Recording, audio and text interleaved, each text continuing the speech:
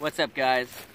We're out here at a park with a nice pond, and I am going to try and use a swim feeder today to catch our quarry.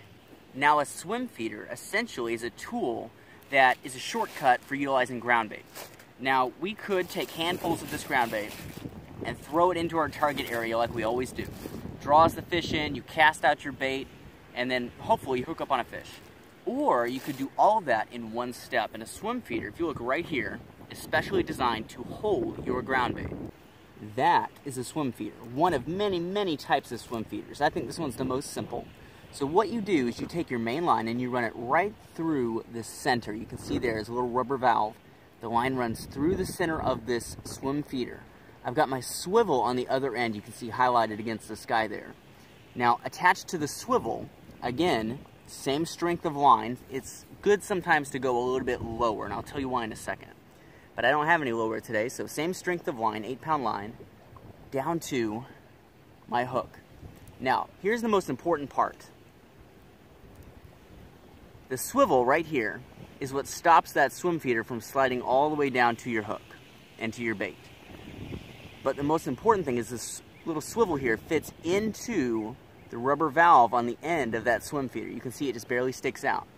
Now let's say you get a big fish on, snaps your line off. Let's say it breaks your main line, you lose the swim feeder, you lose your hook. You might be out of the gear, and yeah, I can't help you with that part, but the fish is going to be better off for this design because as it swims, it's going to be dragging the feeder behind it.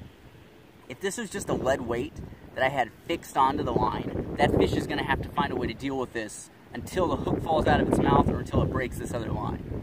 However, with this design here, as the fish pulls that swim feeder behind it, if it gets stuck on a rock or a branch or in the mud, that swivel will pop out. So you watch here, pops out.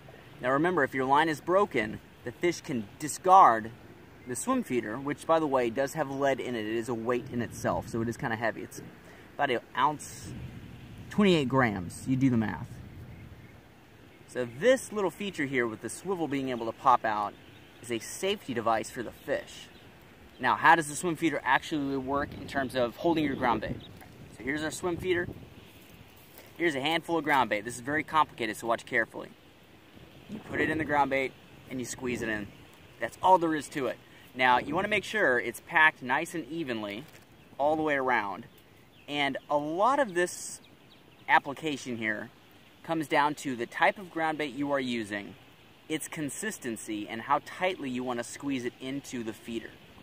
If you've made a very slow dissolving ground bait and you squeeze it in really hard, it's going to take a long time for this to break apart and drift off into the current. If you're fishing overnight, that might be exactly what you want. If you're like me and you're fishing the margins and you want to bite relatively quickly and your ground bait breaks apart relatively fast, which the ground bait I like to make does break down very fast, I'm just going to take about a handful's worth and squeeze it on just enough so that it sits on for the cast. The moment this hits the bottom, you can see it's already starting to split right here. I don't care. I just want to get the ground bait to the target area. If it falls off immediately, I still got it there. It's still going to do its job. Here's my theory on the hook bait. You could put a lot of things on this hook bait, but I'm going to put exactly what I put around the feeder. This is what's going to draw the fish in. This is what's going to get them feeding. Why would I want a separate food source on the hook? I mean, I've got tiger nuts coated in betadine, I think it's called.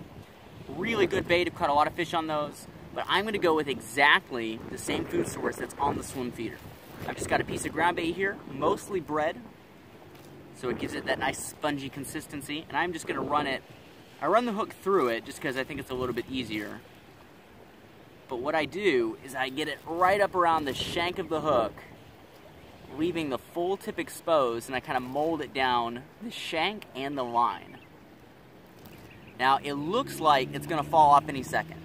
But the moment that gets wet, it sticks on there, it becomes very pasty, and it'll stay on cast after cast after cast.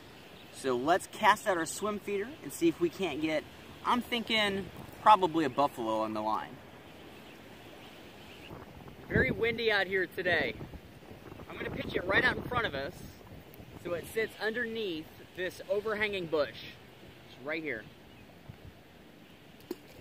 Master of the underhand cast. Now remember, for all intents and purposes, your swim feeder is a fixed weight.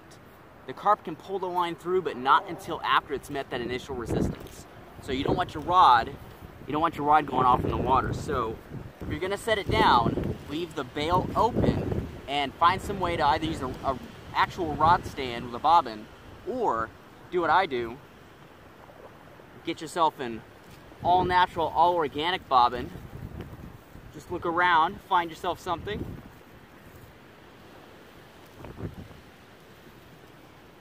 This will work nicely. Just gonna break that off.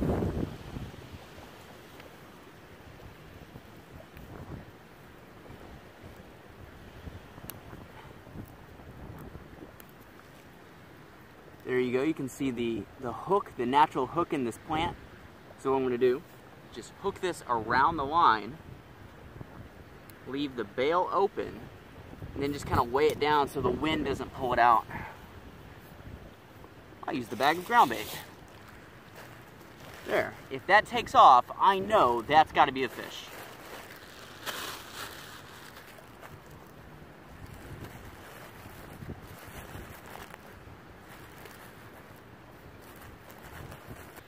Oh guys, that didn't take long at all. I waited maybe 10 minutes and it just took off. Not a huge fish on the line, I can see it. What have we got? What have we got? Oh, fantastic! It's a fish I had no clue would be in here. We're gonna love this. Look at this, gorgeous freshwater drum. I did not know there were freshwater drum in this lake, but there you have it.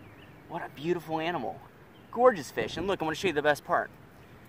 He is hooked right in the corner of his lip. I can get that out so quick. Assuming my hands aren't slippery. Hold still, buddy. And the hook's out. Just like that. What a beautiful animal. You know, I love surprises when I'm fishing. That may be the best part of all of it. It's like, I think Jeremy Wade put it best. He said it's like a magic trick when you pull a rabbit out of a hat. That moment of anticipation, wondering what's going to come out of the hat. That's kind of what it's like when you pull a fish out of the water.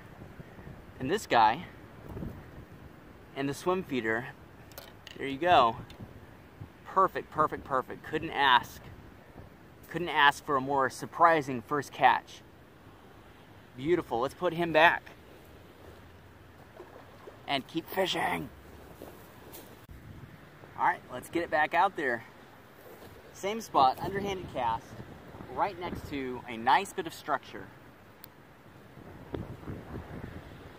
Oh, look at that, my line's tangled around my own reel. Ah, good grief, how did that happen? You know, it's in moments like this where you gotta thank your lucky stars that caught the first fish. There we go. All right, untangle the end here. Cast you back out.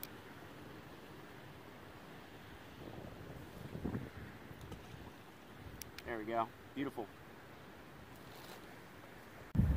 Always like to have a couple of casts with a second rod while I'm waiting.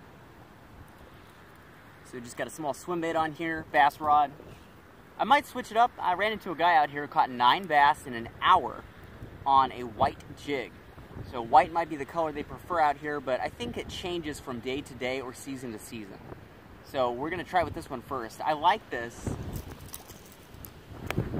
Well, I didn't lose my eye there. I like this particular swim bait purely for sentimental reasons. It is the closest swim bait I could ever find to the very first bait I ever caught my very first bass on. So I don't know how effective that would be. I mean, I've caught other fish on this before. It is a good lure, don't get me wrong. But fishermen are a sentimental and superstitious type. So effective, yes. Is that why I'm using it? No, I'm actually using it because it reminds me of my childhood, so.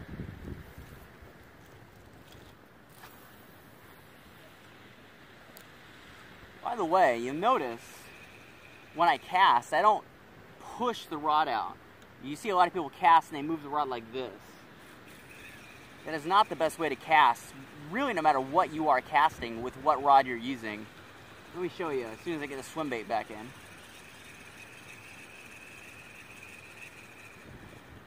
Okay. You'll see most people, they'll do like this. They will push the rod as they cast.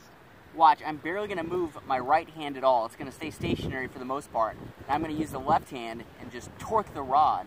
So from here, uh-oh, we might have a fish. We might have a fish on the other line. I just saw the whole rod tip bounce, which, when you're using a swim feeder, if the whole rod tip bounces but your bobbin or line isn't going out, generally what that is you've got your swim feeder here, you've got the line leading to your hook and bait over here. The fish are going to pick at the swim feeder. They're going to pick the bait out of it, off of it, they're going to move it around, nose it, and that will move your line and your rod top. But if they pick up that bait and encounter that resistance, it should set the hook, and that should spook the fish. So I would wait until the line actually begins to move off of your rod before you set the hook. Don't see the tip of the rod moving up and down and think you've got a fish if you're using a swim feeder. So let's give it a few more seconds, minutes, see if the fish, they're going to break up the bait, they're going to move around, their belly could be touching the line, they could be bumping around the swim feeder. When they pick up the bait, we'll know it. So we're going to wait for them to do that. We're going to move spots now. Now, as a fisherman, you're always looking for structure. And when you come out to a lake like this, at first glance, you might think there isn't any. But if you look along the bank here, you can see all the roots from these trees growing out towards the water. And some of these roots belong to these trees, but a lot of them belong to those trees back there. That's how long they are. And they're growing towards the water because the plants, they can sense what they need for survival and where it is and the direction they need to grow in order to reach it. There's a couple of different terms for that depending on what the plant is trying to achieve, but in this case, because it's water, it's called chemotropism. So plants will grow. If you put a plant by the window, like an ivy vine or something, it'll arc towards the window for light. That's phototropism. In this case, it's chemotropism because they're going towards the chemical water. And these roots coming out of these trees into the water provide a safe haven for all types of fish, snakes, turtles, anything you can think of. And it's a great place to cast your bait or your lure.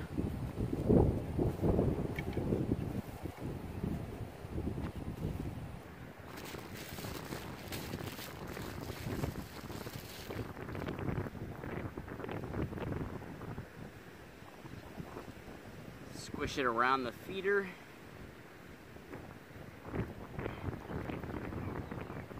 Okay, our first turtle of the day has shown up, which that is, in Texas, that's probably going to be your biggest problem fishing with a swim feeder or a bolt rig or throwing ground bait in the water.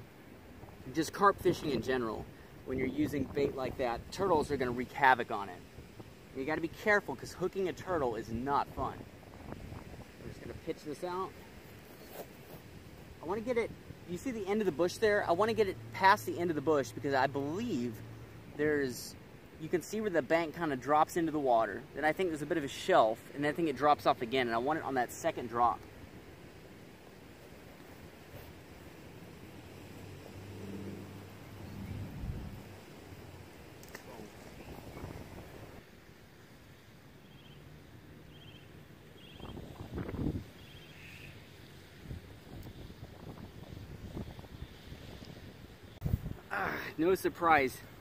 No surprise here.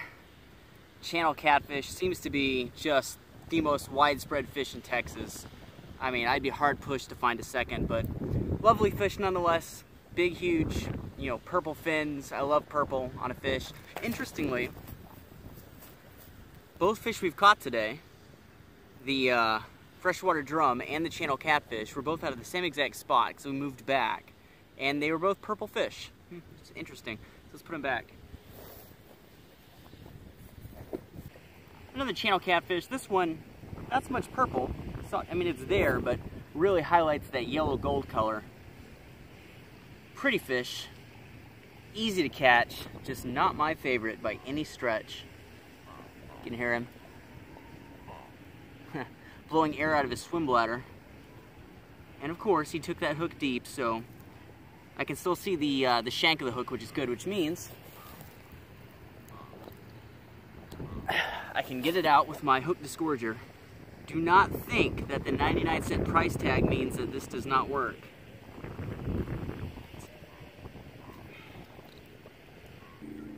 Gotcha! Hook's out. Say goodbye to this guy, he's going swimming. We're gonna try to keep fishing. Hopefully, hook up on something that does not have whiskers. Another tip when you're fishing like this, I forgot to bring a rag, but unless you are intentionally fishing for predators, if you catch a catfish, I would go to extreme lengths if necessary to get the slime off the line and the hook. Fish produce an excess amount of slime, it's just mucus, on their skin when they're very stressed.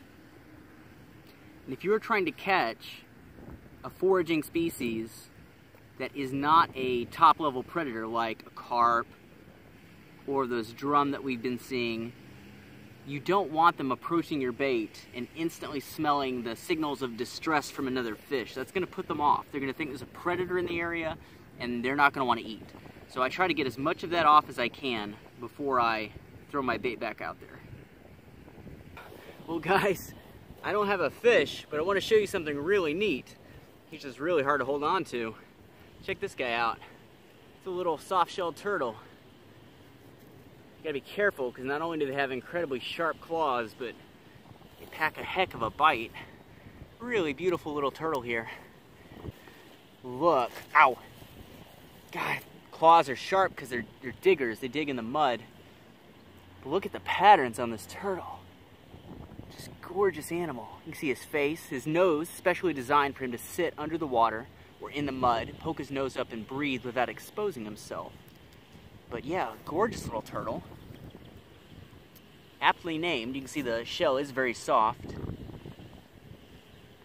Again, I said I don't like catching turtles, but seeing them up close, especially when they're this unique, is really, really cool. Awesome. These turtles are also lightning fast. Watch this. I'm going to show you. We're going to put him down so he can run off into the water. But I want you to see this. Alright, here's Mr. Turtle. Watch how quickly he'll run off the moment he realizes I'm not holding on to him. There he goes. Oh, I say he's going to take off and then he just waddles off. But there he goes. There he is. Well, I think that just about does it for me. We've caught a couple of different fish of different species, one I didn't expect. We've had some relative success with the swim feeders, so I'm quite happy with that. Besides, a big storm seems to be headed in, and the wind is only getting worse. I'm feeling some rain, but I see a fish on the water right in front of me. Well, I'm going to have a few more casts now, but I think the camera's going to sit here for a bit. Get yourself a swim feeder, guys. Get some ground bait, throw it out there, see how it works out. I would recommend you start light. A small, 28-gram swim feeder like this. Small hook, small rod, small line. Work your way up. Don't start big and then work small. Start small and work big. Not only will you catch more fish that way, but I think it's a lot more fun. Besides, if you're like me and you're fishing in Texas, it's very rare that you're going to have a vast open expanse of water anyway. Most of the places you're going to fish are going to be covered in tangles, bushes that you wouldn't believe you could possibly get through to catch fish, trees, vines. Good grief. And casting through this wind isn't easy either. So having a small rod that you can just pitch baits with into the margins works out pretty well. So anyway, lots of different swim feeders out there. No one swim feeder works better than the others. You can even make your own. Give it a try. Tell me what you think. And until then, I'll see you guys later.